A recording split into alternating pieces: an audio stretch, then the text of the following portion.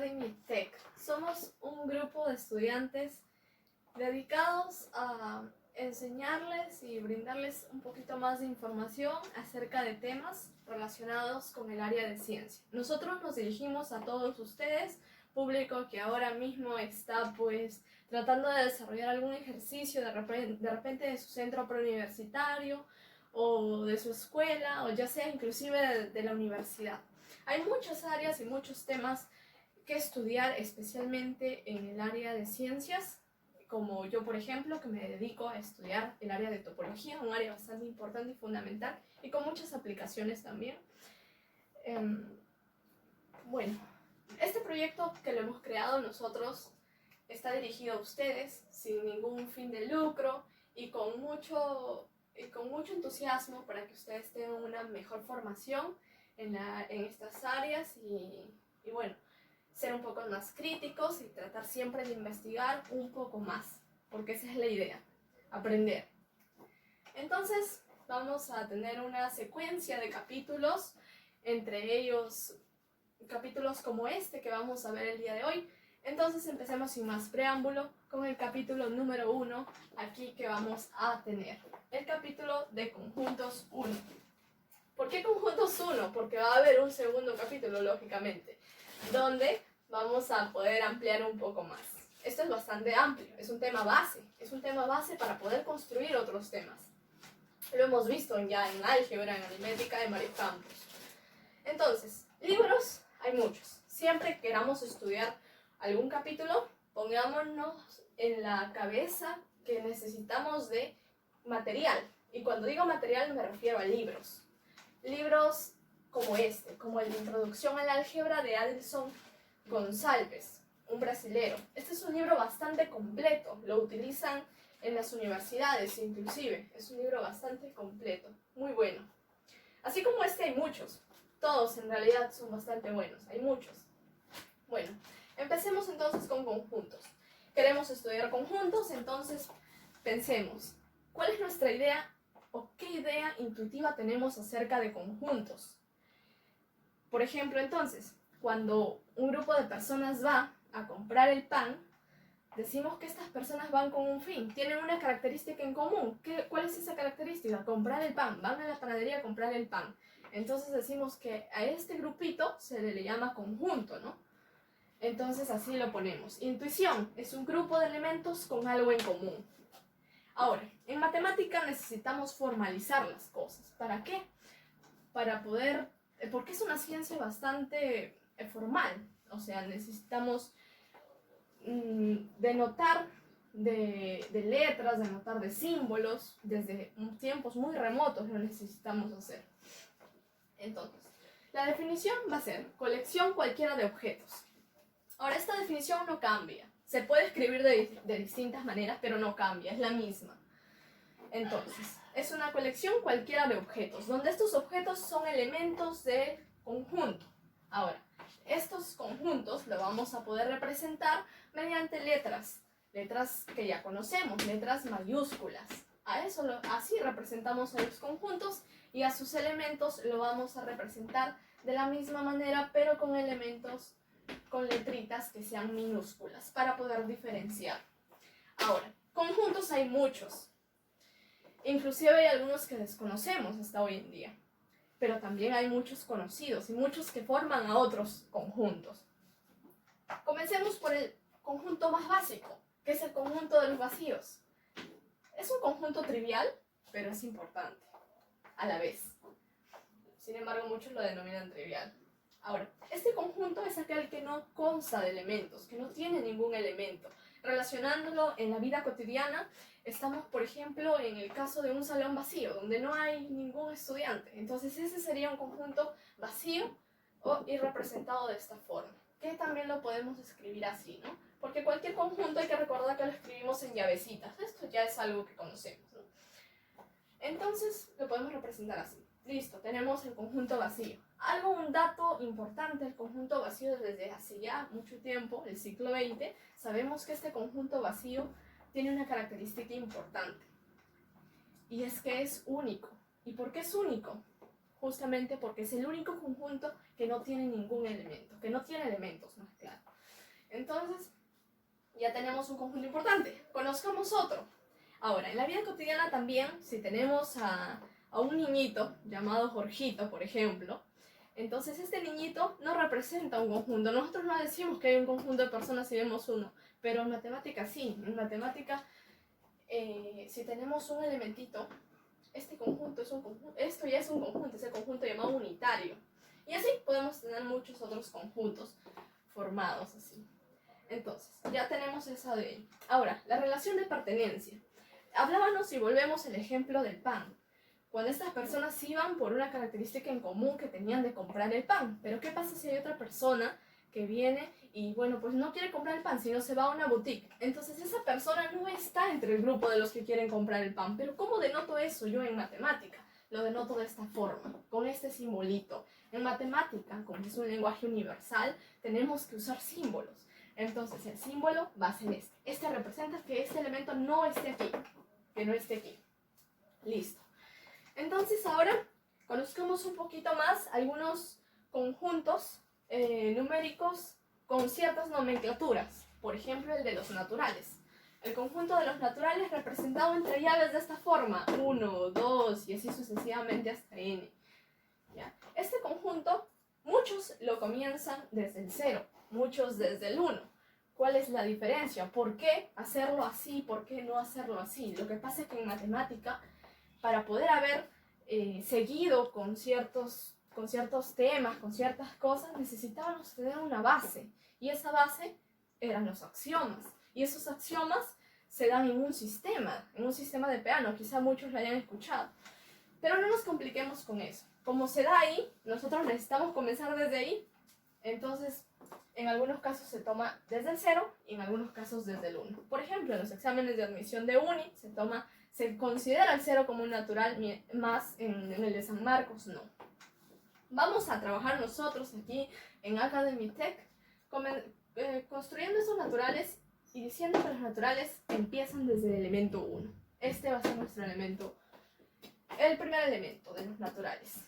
Y así, con los naturales tenemos ahí, no hay problema. Seguimos con los enteros. Los enteros es otro conjunto bastante conocido y es más amplio que los naturales. Vemos que tiene más elementos que los naturales.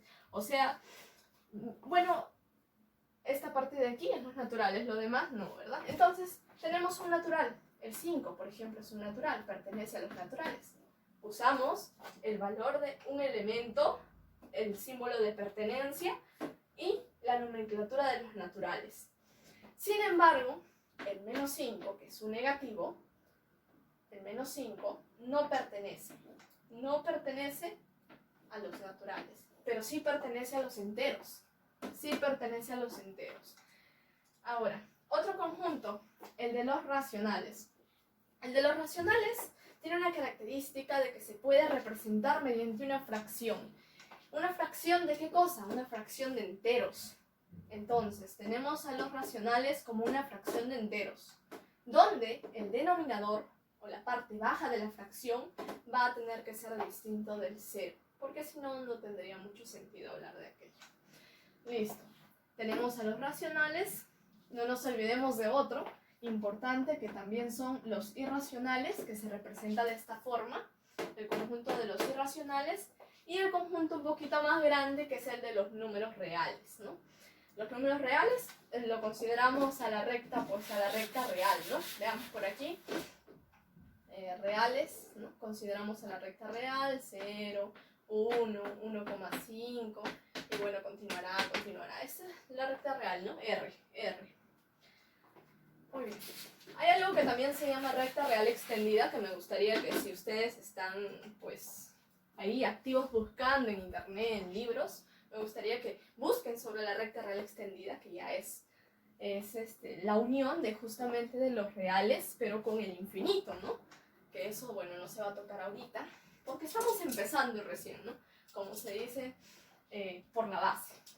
Y también otro conjunto importante que es los complejos. Y es que los complejos se van a escribir de esta forma. A más B por I, donde A y B son reales. ¿Pero quién es este I?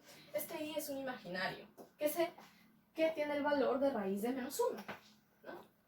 Entonces tenemos a los complejos. En este diagramita podemos ver justamente, aquí tenemos a los naturales, a los enteros, a los racionales, irracionales, reales, ¿ya? Donde van a tener una relación de inclusión. O sea, uno va a estar dentro del otro y dentro del otro, dentro del otro, ¿no? Entonces van a estar contenidos. Pero este símbolo todavía no lo vemos, lo vamos a ver ahorita, ¿ya? Entonces dejémoslo ahí. Ahora, si quieren investigar aún más, porque hay muchos conjuntos, como les dije, podrían verificar este conjunto, que lo van a encontrar seguro que en cualquier libro de matemática, ¿no? En un libro, bueno, que profundice un poquito, ¿no?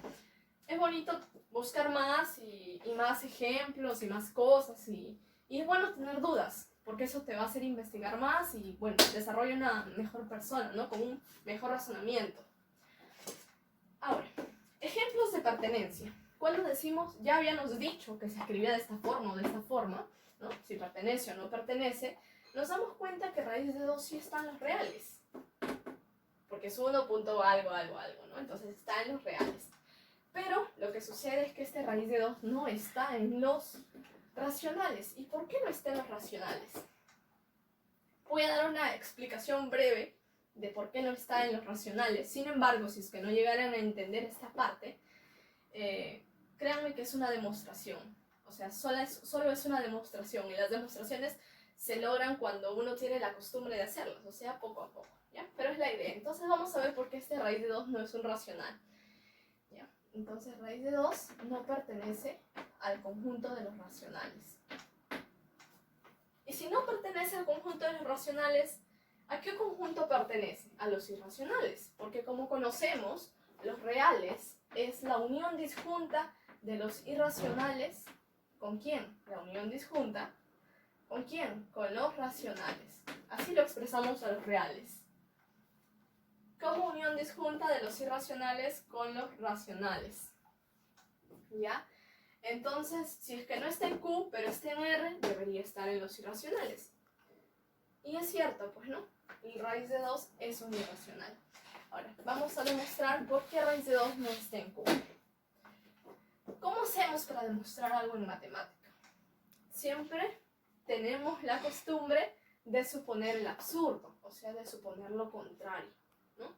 Entonces hay que suponer que sí, que afirmativamente este raíz de 2 sí está en Q.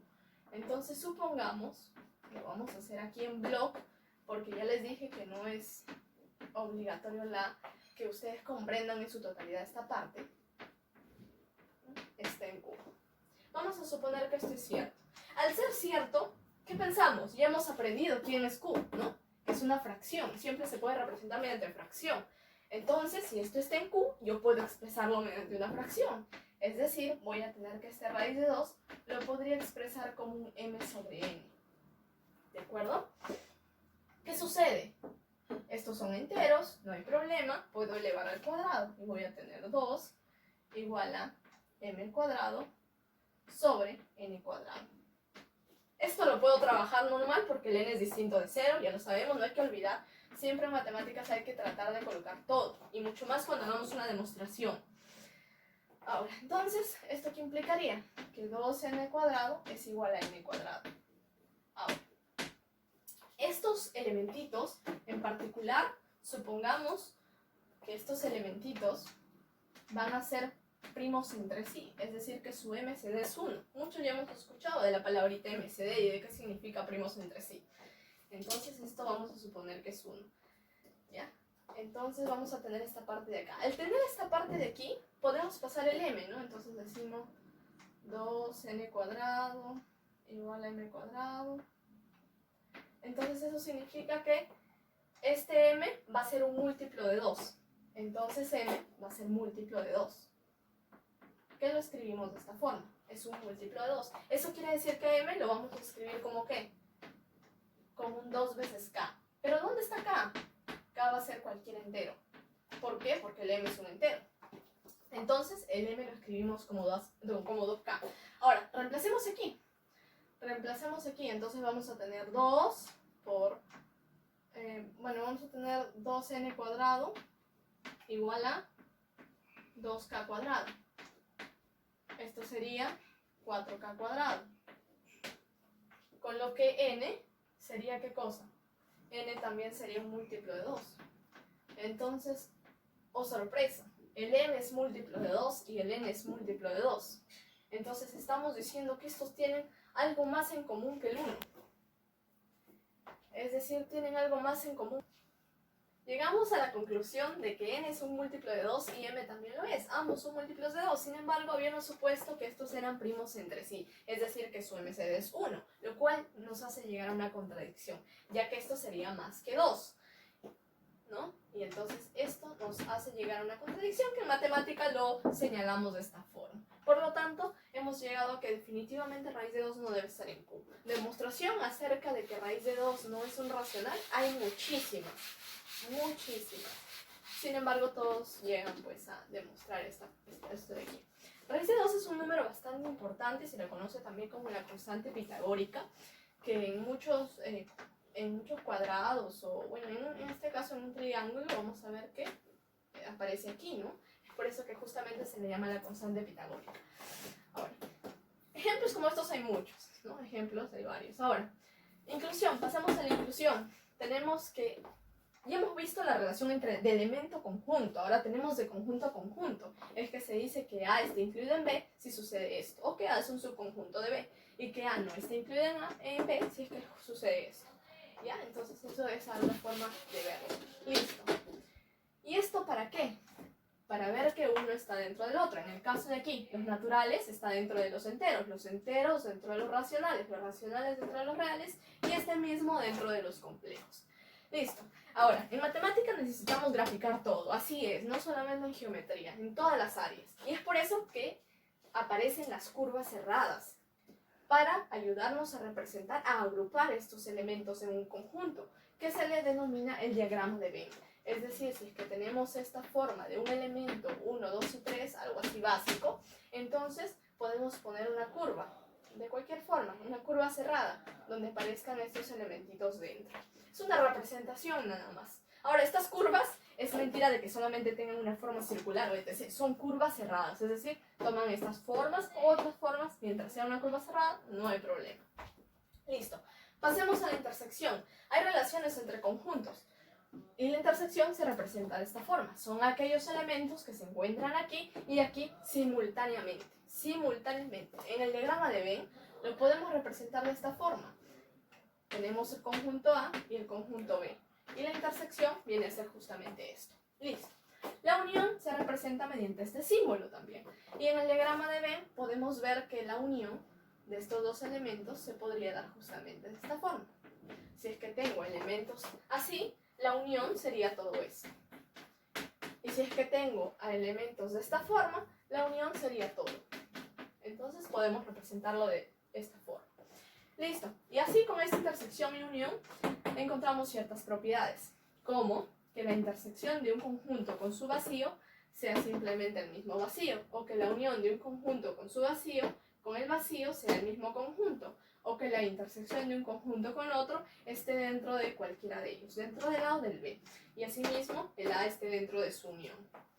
¿De acuerdo? Entonces esas son algunas cosas que podemos ver, algunas propiedades acerca de intersección y unión.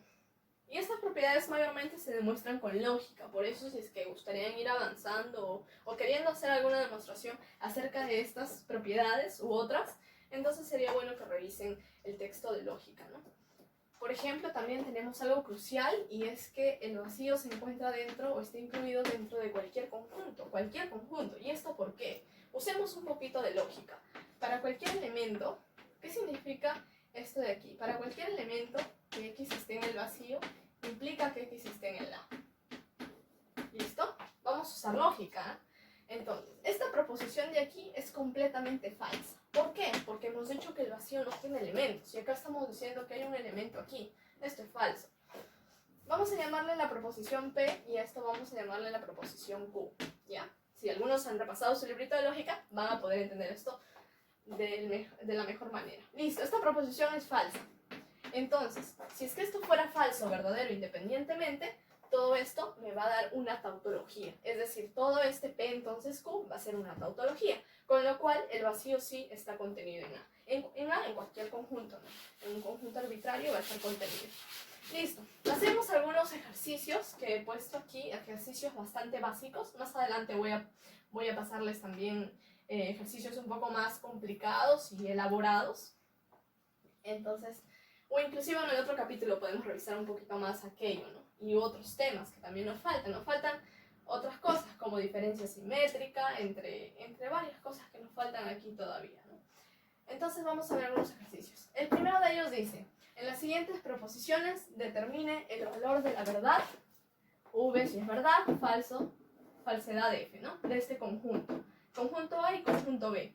Este conjunto A está formado por 2, 3, 4, 8, 5 entre llaves, llaves de 3, y B está formado por 7, 10, llaves de 2, 9 y 5.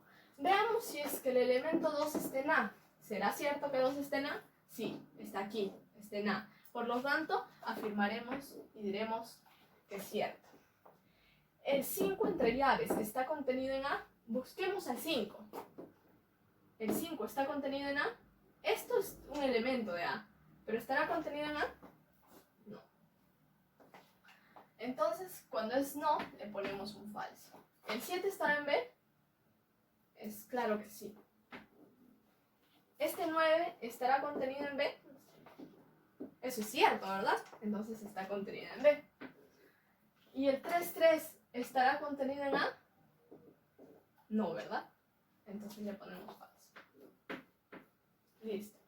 Ahora en este segundo ejercicio, el número, vamos a escribir a qué conjunto numérico va a pertenecer cada uno de estos. Números hay infinitos, infinitos, infinitos.